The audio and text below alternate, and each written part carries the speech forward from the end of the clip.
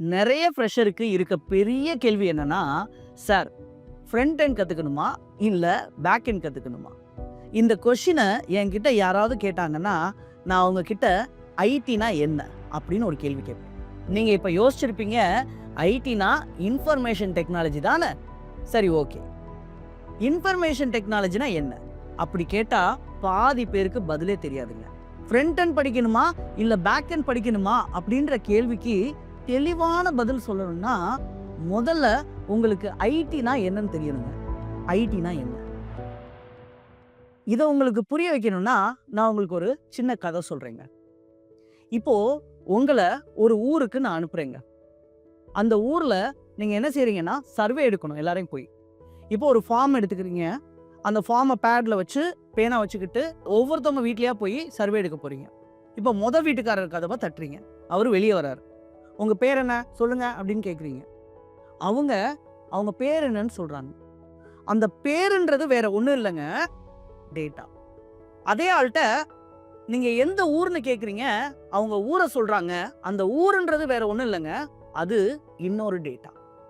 அதே ஆள்ட்ட அவங்க வயசு என்னன்னு கேட்குறீங்க, அது இன்னொரு டேட்டா. அவங்க என்ன படிச்சாங்க, இன்னொரு டேட்டா. இப்படி அவர்ட்டயே நிறைய டேட்டாவ நீங்க கலெக்ட் பண்றீங்க. உங்களுக்கு டேட்டானா என்னன்னு தமிழ்ல சொல்றேன், விவரம்ங்க. நம்ம அப்பா அம்மாலாம் சொல்லுவாங்க தெரியுமா, ஐயா நல்லா விவரமா கேட்டு தெரிஞ்சுட்டு வாயா அப்படின்னா, அதுக்கு அர்த்தம் என்னன்னா, நல்லா கரெக்டா நிறைய டேட்டாவை கலெக்ட் பண்ணிட்டு வாப்பான்னு அர்த்தம். இப்போ இந்த டேட்டாவெல்லாம் கலெக்ட் பண்ணிட்டு ஒவ்வொரு வீட்டுக்காரவங்க கதவா தட்டி நீங்க இந்த மாதிரி நிறைய ஃபார்மை ஃபில் பண்ணிட்டு வீட்டுக்கு போயிட்டீங்க. இப்போ உங்க மேனேஜர் உங்களுக்கு ஃபோன் அடிப்பார். தம்பி, 18 வயசுக்கு மேல எத்தனை பேர் இருக்காங்க அப்படின்னு கேட்பாங்க. அதுக்கு நீங்க என்ன சொல்லுவீங்க தெரியுமா? ஃபார்ம் எடுப்பீங்க.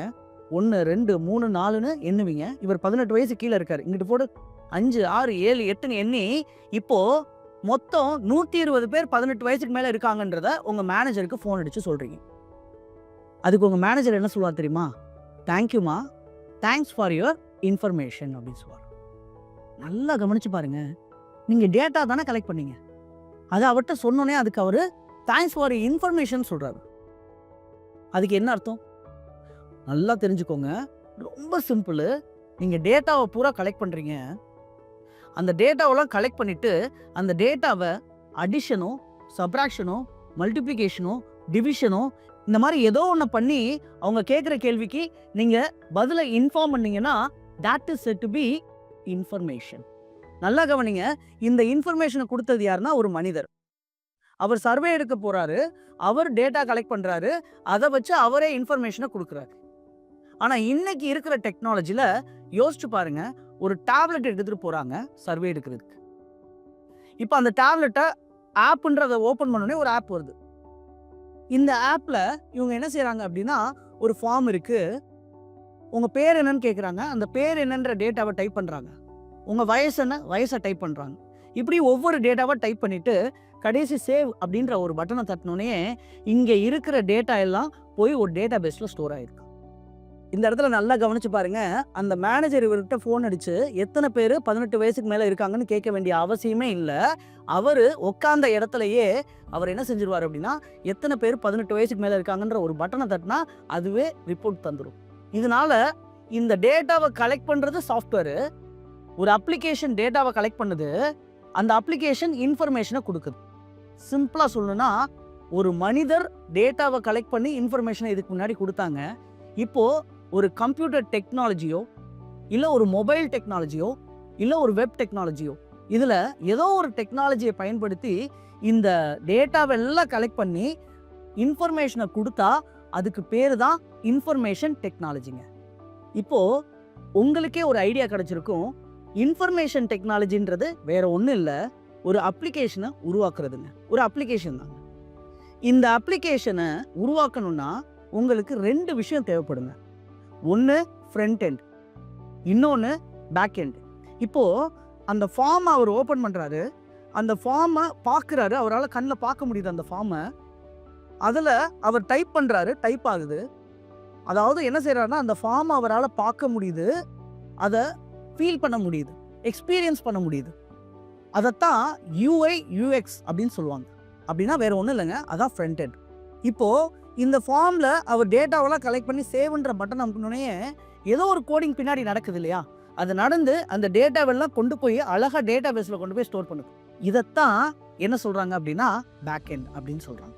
இப்போ நான் சொன்ன அந்த ஃப்ரண்ட் எண்ட் டெவலப் பண்ணுறதுக்கு ஒரு விதமான கோடிங் தேவைப்படுதுங்க. HTML, CSS, JavaScript, React, Angular மாதிரியான frameworks. Back end develop பண்ணுறதுக்கு வேறு சில கோடிங் தேவைப்படுது. Java, Python, Node.js, MySQL, MongoDB, APIsன்னு இந்த மாதிரி நிறைய கோடிங் தேவைப்படுது. இதெல்லாம் இன்னொரு வீடியோவில் கண்டிப்பாக டிஸ்கஸ் பண்ணுறேன். சிம்பிளாக சொல்லணும்னா ஒரு சாஃப்ட்வேரோட ஃபேஸ் வந்துங்க ஃப்ரண்ட் எண்டு, அதே சாஃப்ட்வேரோட பிரெயின் பேக் எண்டு.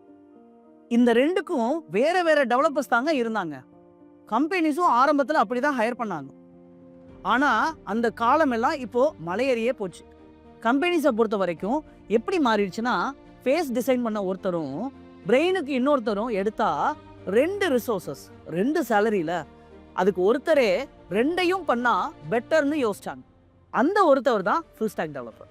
ஒரு ஃபுல் ஸ்டாக் டெவலப்பர் ஃப்ரண்ட் எண்டுக்கும் தேவையான விஷயத்தையும் கற்றுப்பாரு, பேக் எண்டுக்கும் தேவையான விஷயத்த கற்றுப்பாருங்க.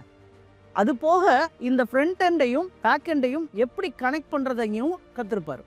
இதை எப்படி டிப்ளாய் பண்ணுறது, ஆப்பை எப்படி சர்வரில் ரன் பண்ணுறது, இப்படி எல்லாத்தையும் கற்றுப்பார்.